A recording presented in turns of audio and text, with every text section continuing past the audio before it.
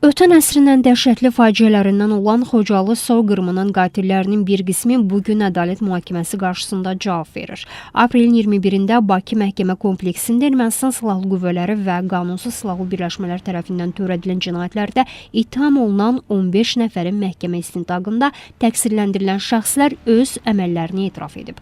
Xocalı soyqırımında iştirakı müəyyən edilmiş Mandat Babayan Ermənistan Silahlı Qüvvələrinin tərkibində Xocalı soyqırımında silahsız insanların qətlində iştirak etdiyini etiraf etməklə yanaşı səhv etdiklərini də bildirib.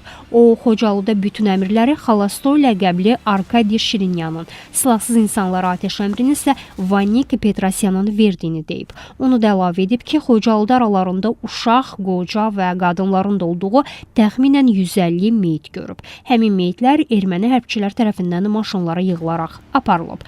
Təqsirləndirilən şəxs Arkadiy Quqasyan Xocalı soyqırımı zamanı qondarma rejimi rəhbərliyi Artur Mukriçyanın, hərbçiləri rəhbərliyi isə Ermənistan Silahlı Qüvvələrində müxtəlif rəhbər vəzifələr tutmuş Komandos ləqəbli Arkadiy Tadevosyanın etdiyini bildirib. Həmin vaxt yeni formalaşan özünü müdafiə qüvvələrinin rəhbəri Serj Sarkisyan idi. Digər təqsirləndirilən şəxs Bako Sakyan Xocalı soyqırımında keçmiş Sovet ordusunun 366-cı moto atıcı alayın iştirakı barədə eşitdiyini, sonradan Ermənistan Müdafiə Naziri olan Seyran Ohanyanın həmin alayda xidmət etdiyini bildirib.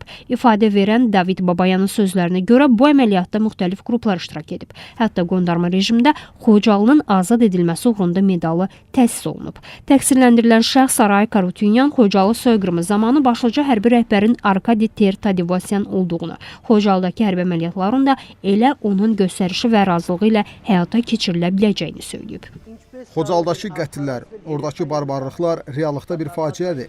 Gördüyümüz kimi uşaqlara, dinc sakinlərə qarşı törədilən cinayətlərə necə bəraət vermək olar? Söhbət törədilən vəhşiliklərdən gedir. İstənilən halda bu bağışlanmaz bir faciədir. İstənilən halda dinc əhalinin kütləvi şəkildə qırılmasına heç bir halda haqq qazandırıla bilməz. Doğrudur, Vətən müharibəsi zamanı Xocalı cəlladlarından Əliyalın xalqın intiqamı alındı.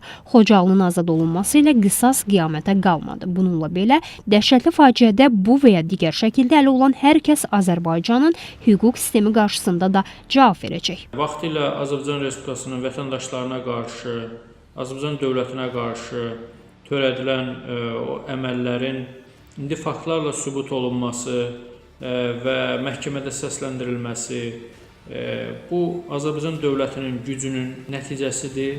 Azərbaycan dövləti elə bir gücə çatıb ki, ilahi ədaləti özü təmin edə bilir və ona qarşı, onun vətəndaşlarına qarşı törədilmiş bu cür məsələlərdə həmin şəxsləri əməllərini mühakimə edə bilir və mən inanıram ki və düşünürəm ki, bütün Azərbaycan xalqı da inanır ki, onlar öz layiqli cəzalarını almış olacaqlar. Gedişat deməyə əsas verir ki, Bakıda başladılan Nürnberg prosesi uğurla davam etdirilir. Təqsirləndirilənlərin ifadə və etirafları həm də onu göstərir ki, törədilən cinayət əməllərində təkcə ayrı-ayrı şəxslər yox, ümumilikdə Ermənistan dövləti də məsuliyyət daşıyır. Və heç şübhəsiz məhkəmədə sübuta yetirilən bütün faktlar Ermənistana qarşı beynəlxalq cinayət işinin açılmasına, İrəvanın cəzalandırılmasına yol açacaq.